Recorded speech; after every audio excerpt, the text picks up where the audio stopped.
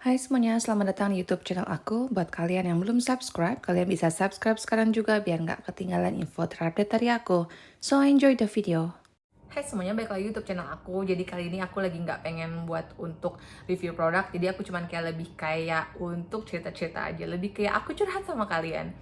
Jadi aku ini kan baru banget untuk memulai YouTube ini sekitar 1 tahun yang lalu lah ya. Kemarin itu aku ngeliat videonya dari beberapa, enggak dari berapa sih, baru 1 orang doang. Itu dia cerita tentang pengalamannya dia ketika dia menjalani profesinya dia sebagai reviewer atau orang yang yang mereview suatu produk.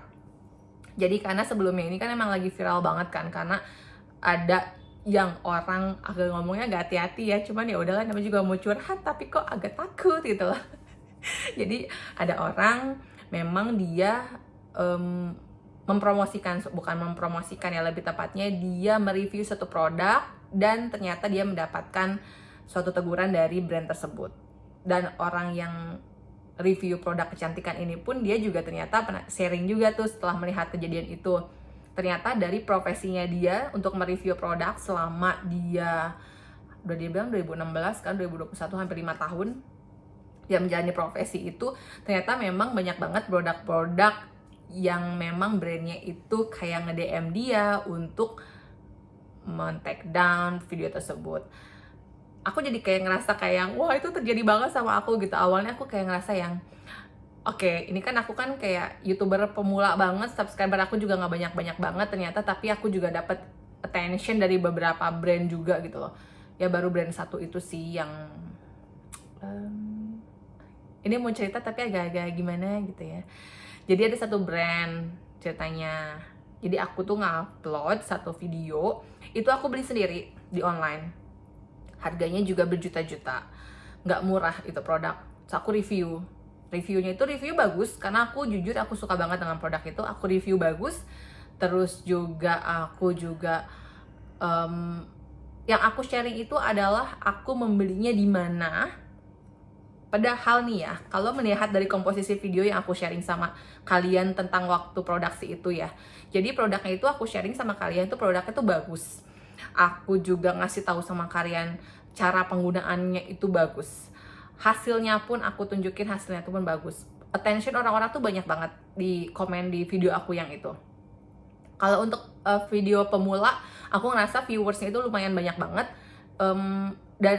Dan emang mungkin karena aku terlalu jujur di mana membelinya, kenapa beda harganya dengan yang produknya, karena ini kan produknya produk MLM kan.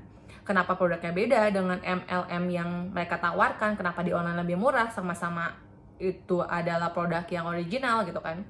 Aku share sama kalian, terus ternyata setelah viewersnya agak lumayan banyak, aku mendapat teguran kalau aku katanya melanggar bla bla bla bla bla bla bla. Aku juga nggak bisa share di sini, nggak bisa di screenshot pembicaraannya seperti apa, yang jelas ada di dokumen aku. Cuman tidak ada kesepakatan antara kayak enaknya tuh gimana gitu loh. Jadi kayak aku kayak udah males lah, aku take down aja videonya gitu loh. Karena aku ngerasa juga siapa gue gitu loh, duit juga nggak punya buat kalau misalkan kalau harus ngurusin seperti ini. Yang jadi permasalahan adalah seperti ini.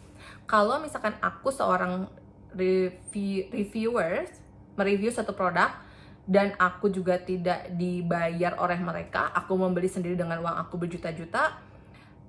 Dan kalau misalkan dia concernnya adalah ke produk yang itu kenapa dibeli online, kenapa dia tidak mencari akarnya? Kalau misalkan aku salah membeli online, kenapa dia tidak mencari akar permasalahannya itu loh, malah mencari permasalahan di resultnya. Aku yang menggunakan, aku yang memakai, aku yang mempromosikan, tapi aku yang kena. Kenapa akar permasalahannya tetap ada gitu loh. Dari dia nge-DM, akhirnya kita chat balik ke dia kayak kenapa kalau misalkan orang yang reviewnya aja nih yang dapat teguran, apakah mereka memang yang si penjualnya itu akan mendapatkan teguran seperti yang terjadi pada aku gitu loh. Ternyata aku juga nggak tahu sih ya, yang jelas sih aku menyalahi aturan untuk pembelian online dan bla bla bla bla bla. Setelah beberapa kemudian nih ya, karena aku udah males, akhirnya aku take down videonya. Terus juga akhirnya dampaknya ke aku apa sih sebenarnya gitu kan. Dampaknya adalah pertama, itu adalah video yang peringkat kedua, the topnya aku. Jadi aku kalau mendapatkan penghasilan dari YouTube itu ada the topnya. Terus aku dampaknya yang kedua adalah ketika aku menyukai produk itu dan aku mau menjadi member, aku jadi nggak suka dong, aku jadi sebel, boro-boro aku mau jadi member, mempromosikan lagi produk kalian, jadi nggak suka. Jadi mereka tuh sebenarnya kehilangan si konsumen loh, sebenarnya kepercayaan konsumen. Apakah sampai sekarang aku masih menggunakan produk itu? Sebenarnya aku masih, tapi kadang aku ngerasa kayak sebel banget sih ngeliatin produk gitu, karena lu mati rezeki orang gitu. Tapi ya sudah, mungkin memang di situ aku salah mempromosikan, nggak tahu juga deh. Lalu setelah berapa bulan, ini kan udah hampir jalan berapa bulan ya, udah lama banget kan setelah aku ditegur mengenai produk itu, ternyata online shopnya juga masih jualan, masih banyak banget online shop yang menjual produk-produk itu. Di deskripsi itu waktu itu aku tulis di mana aku membeli. Sebenarnya itu gampang banget ngedeteknya, dia tinggal nyari akar-akar orang-orang yang menjualnya online itu. Sebenarnya segampang itu mungkin ya di kepala aku, orang yang tidak mengerti gitu loh, segampang itu tinggal mencari akar permasalahannya. Cuman ya itu dia, baik lagi, ternyata memang kalau misalkan kalian mau menjadi review produk, sebenarnya resiko yang akan kalian dapatkan akan seperti ini.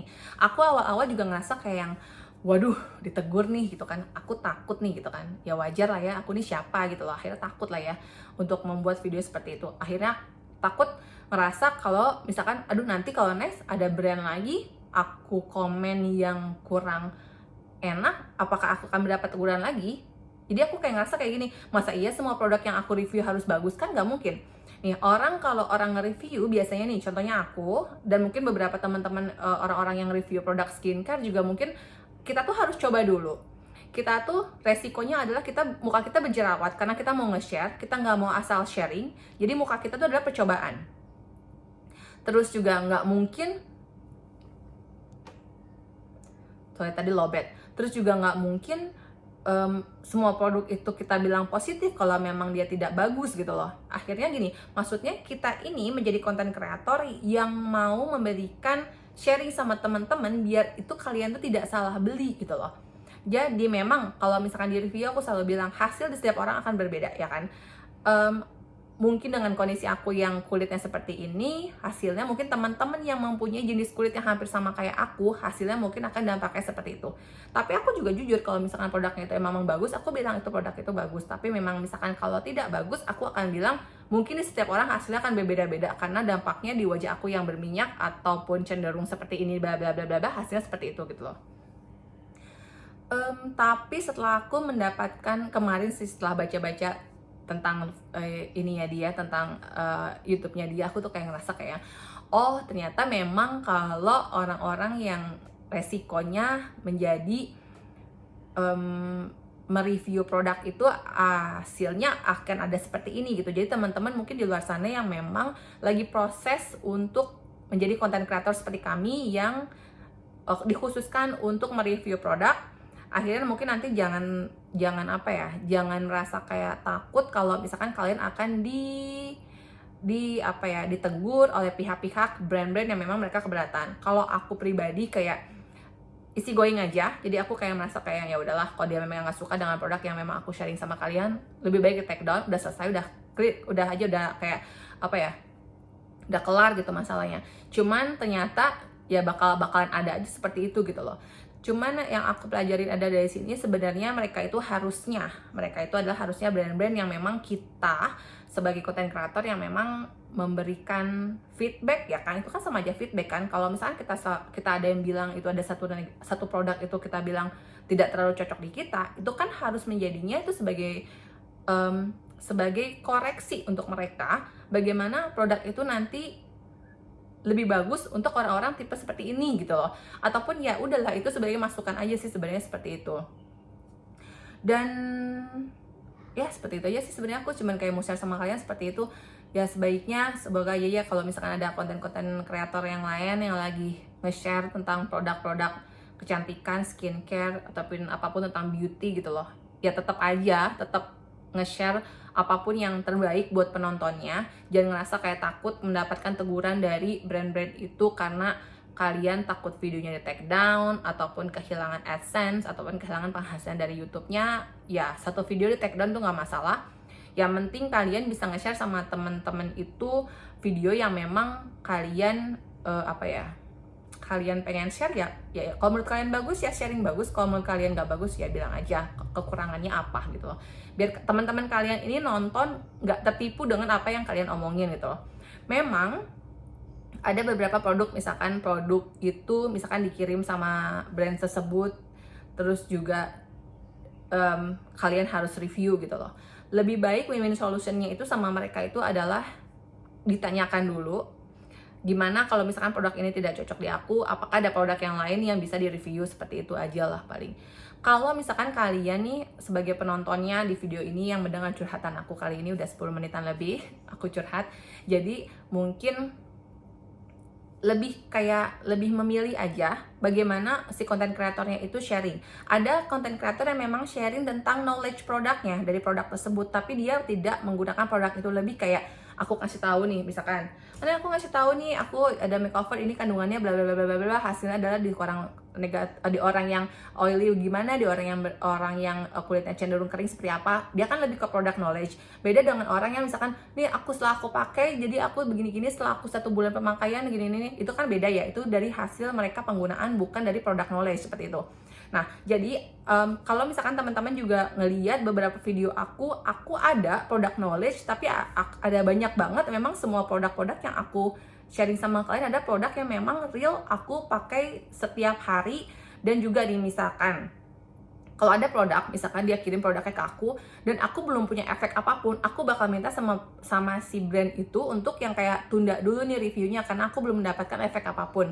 Dan beberapa dari mereka memang setuju untuk kayak menunda untuk pembuatan videonya, agar mereka juga kalau ngerti lah gitu apa yang aku sharing itu, kalau bisa ya memang memang honest review. Tapi beberapa dari mereka ada yang setuju gitu untuk aku honest review, aku coba dulu di aku hasilnya seperti apa. Kalau misalkan hasilnya bagus ya aku bakal share, aku bikin videonya gitu. Kalau misalkan kurang bagus aku bakal bilang tunggu dulu boleh nggak, karena aku belum mendapatkan hasilnya sebagai ya seperti itulah ya. Jadi ini aja, semoga kalian yang nonton lebih cermat lagi untuk menonton video ataupun konten-konten kreator yang memang sharing tentang skincare kalian, karena itu kan urusannya ke wajah ya. Dan untuk brand-brandnya semoga aja kalian lebih wise lagi, karena kita konten kreator itu lebih kayak untuk sharing sesama cewek loh. Kita tuh sesama cewek yang mau untuk sharing sama cewek-cewek di dunia ini gitu loh.